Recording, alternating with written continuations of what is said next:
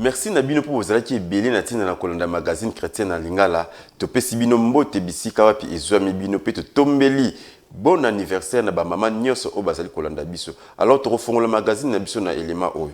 Maman Véronique Kalima, responsable ya département ya ba maman ya église ya Mangembo Bandalungwa, abengisi ba maman nyonso mokolo ya mercredi 8 mars na 17h. Kasi na milulu yango, Révérend Espérance Mbakadi akozala na pona 7 minutes ya pamba pe ayebisi na ba maman nyonso bayana mutu na butena ya mai. Dédicace ya etumbelo ya église ya Mangembo Mimosa et salemaki dimanche 5 mars 2023 et longona patriarche évêque Espérance Mbakadi bolandani nelekaki kuna.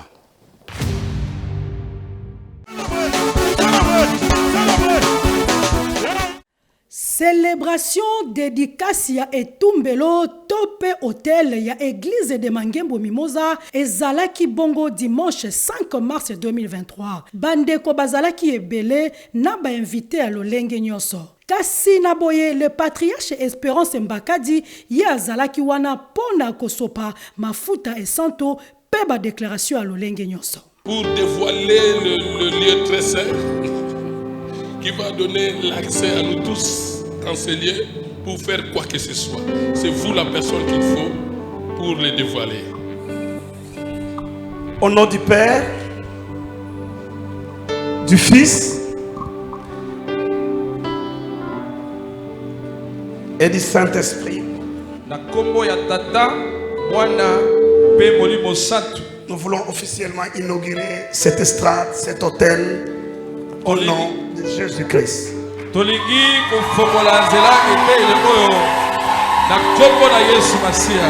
Kalarandi kabrato morobo shenda, larandi kabranda basokara, kalamarandi sabrato.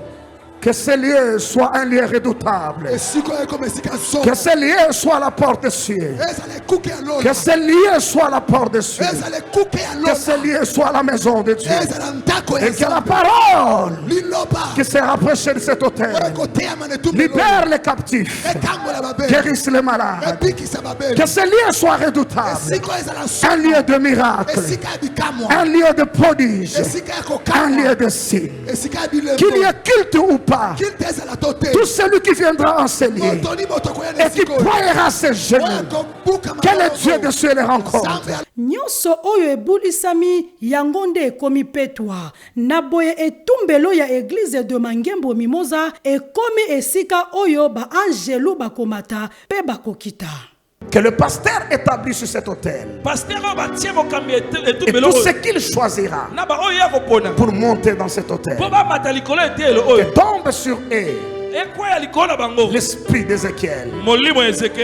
Kaka na cadre ya dédicace ya etumbelo ya Mangembo Mimosa, pasteur Matulu ye na bandimi na ye nyonso bazangaki maloba te pona koloba na tina na yango.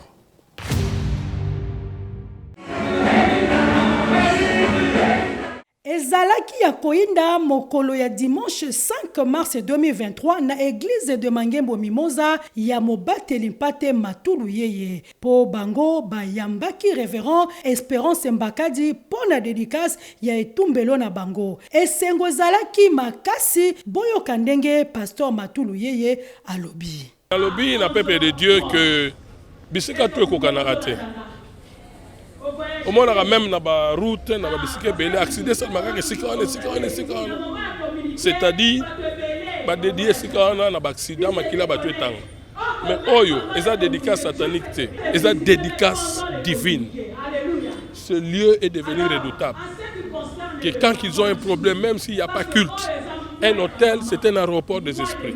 Bandeko ya Mangembo Mimosa pe balobi boye. Nous avons voulu à ce que l'homme de Dieu, qui est le représentant légal de Dieu, aille banal kota matambe na ye. Et puis à ça la déclaration d'Enge Salomon bandaiko sala. Et si ka o est comme un lieu très saint. Et si ka oyo ezui image mususu. Et si ka oyo est comme un lieu saint. Zabasala kaka oya bombi pona biso na 2023 oyo. Alors je suis très content, c'est très bien passé. Vraiment je suis béni. Merci beaucoup. Nazana esengo moko eleka. Pour mukolo lelo premièrement Dieu nous a fait grâce. Depuis que Mimosa Mangembo et Mimosa Mangembo yambana nous les patriarches te, to yambana nous les pasteurs Espérance Mbakadi te, to yambana nous papa nabiso te katikati na oesika. Mais aujourd'hui ce matin notre père est venu inaugurer extrade nabiso to sepeli nazane sengo na kata motema. Oyo papa lobi na hotel oyo esepeli sibiso surtout bala Mimosa biso pesi ko tozo mona papa na kati na ndaku na ye.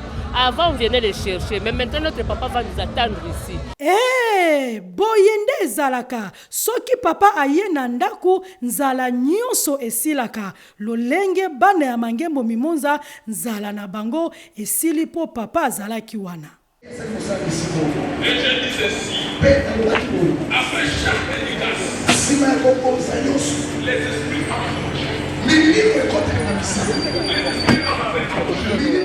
Clôture ya milulu ya Anuka et silaki mokolo ya dimanche 5 mars 2023. Bolanda louange pe adoration o ezalaki kuna.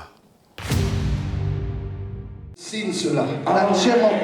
Ils tomberont sous ton pouvoir. C'est à mon Anuka 2023 et Silaki Mokolo dimanche 5 mars 2023 Naboe Bazalaki na prolongation ya Posomoko kasi bandeko Bazalaki wana ebele na église Porte des Cieux. Prophète Joël Francis Tatu Yemoko atambusaki masolo louange pe adoration ya Kafu Kafu bandeko balobi boye. La vérité vraiment 40 jours na expérimenté que Nzamba Zali.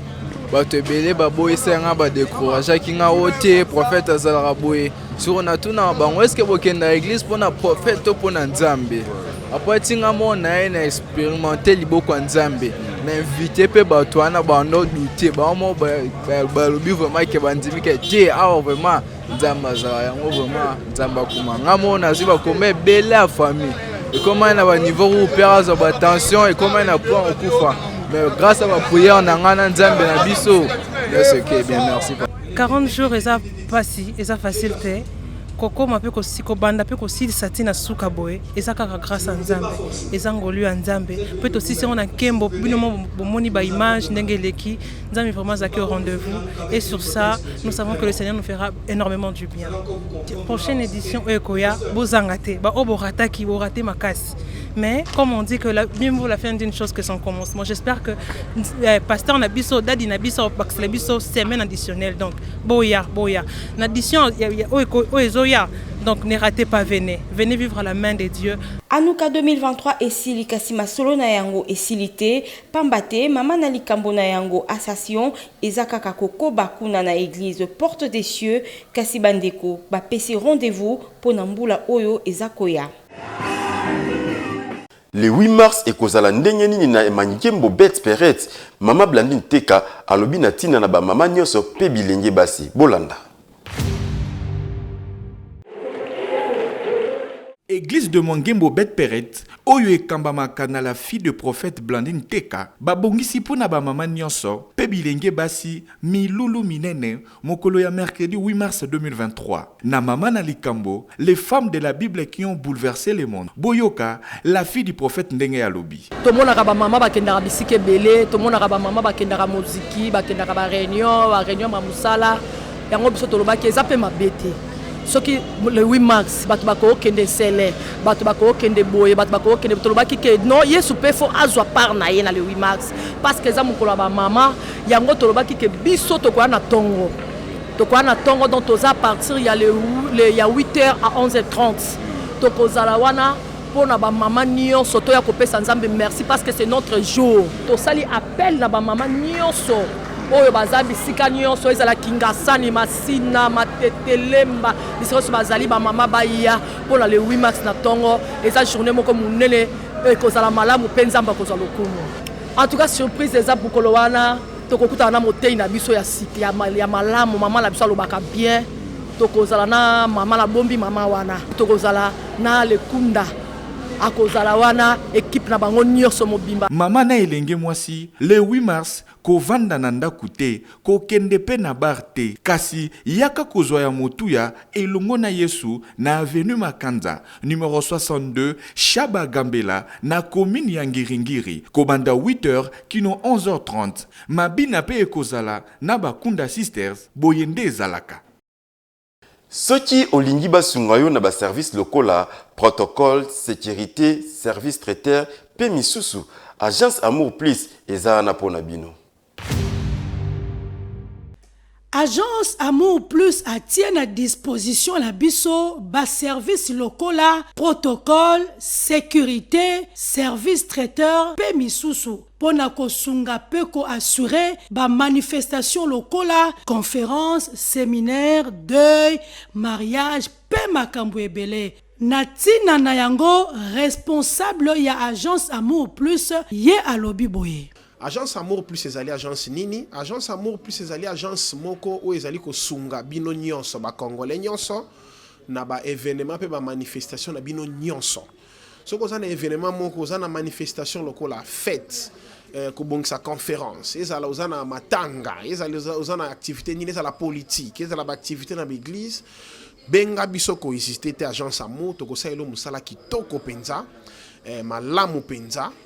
Na mbongo ya muke muselo musala kitoko makasi kokabula ba invitation tozana protocole VIP tozana na sécurité to pesa ba formation tozana to yambara batu na ndenge moko penza o ezaba bisika mingi te tozana lolenge moko ko yambela batu epesa na batu esengo ezala batango bazali ya catégorie nini donc bobenga biso ba na pona agence Amour ndenge na article ba boko sepela na ba misala nyoso to pesa ka batu to ko sela bino makambo ngo musala ngo ndenge sengeli pona bozwa biso boko za biso na numéro na 097 036 16 15 wana ndé numéro na biso ya WhatsApp to boko kipe ko benga biso na 081 20 69 293 Matondo Minki. Ndeko, pour la réussite ya ba activité na yo, benga agence plus et bongo bango bako sale la yo mosala kitoko. Yesu aza mokonzi pe mobikisi na biso yango elingaka kolakisa ete magazine chrétien na biso lingala ekomi na suka. Me ya moto silisa, bolanda nini o makomi elobi na biso na pokwa na lelo.